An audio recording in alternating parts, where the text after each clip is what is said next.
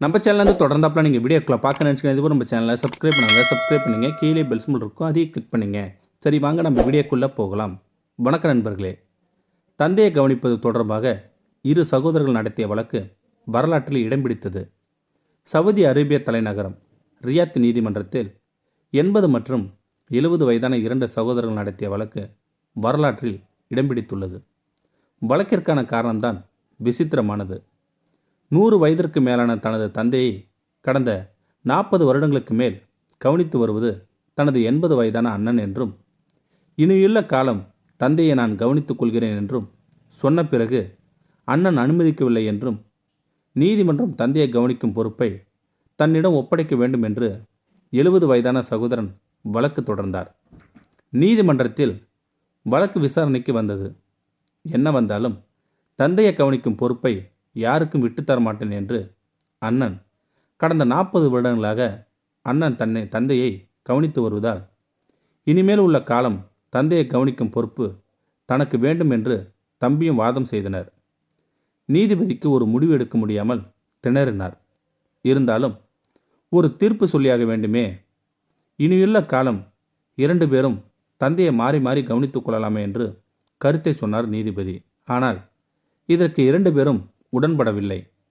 நீதிபதி தந்தையிடம் கருத்து கேட்டார். தந்தை, எனக்கு என்னுடைய மக்கள் எல்லோரும் சமம்தான். அவர்களிடம் எனக்கு வேற்றுமை காண முடியாது என்று அழுது கொண்டே சொன்னார் தந்தை. நீதிபதி மீண்டும் குழப்பத்தில் இருந்துள்ளார்.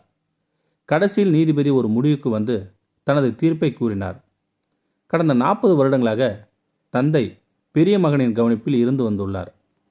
இப்போது பெரிய மகனுக்கு 80 வயதாகி முதுமை அடைந்திருந்தாலும், மேலும் தந்தையை கவனிக்கும் பொறுப்பு மக்கள் அனைவரும் கடமை என்பதாலும், இனிவரும் காலம் தந்தையை கவனிக்கும் பொறுப்பை இளைய மகனோ ஒப்படைக்கிறேன் என்று சொன்னார்.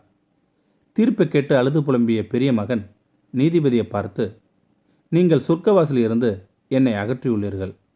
என்னுடைய சொர்க்க வழியை நீங்கள் அடைத்து விட்டீர்கள். பெரிய மகனாகிய முதியவர் அழுது புலம்பும் இந்த காட்சியுடன் கூடிய செய்தியை சவுதி செய்தித்தாள்களும் ஊடகங்களும் தலைப்புச் செய்தியாக வெளியிட்டுள்ளனர். இந்த வழக்கு தன்னுடைய வாழ்க்கையில் ஒரு வேறுபட்ட வழக்கு என்று, இந்த வழக்கில் தீர்ப்பு கூறதான் மிகவும் வேதனை அடைந்ததாகவும் நீதிபதி கூறினார். இதையும் செய்தித்தாள்கள் வெளியிட்டன. தாய் தந்தையரை கால்பந்தை போல் அங்கும் இங்கும் தட்டி விளையாடுவதும், முதியோர் இல்லங்களில் அனாதைகள் போல் கொண்டு தள்ளுவதும் நடக்கும் இந்த காலகட்டத்தில் இப்படி ஒரு அபூர்வமான வழக்கு வந்ததை பார்க்கும்போதுதான் இந்த வழக்கு ஏன் இவ்வளவு பிரபலமடைந்தது என்று தெரியும்.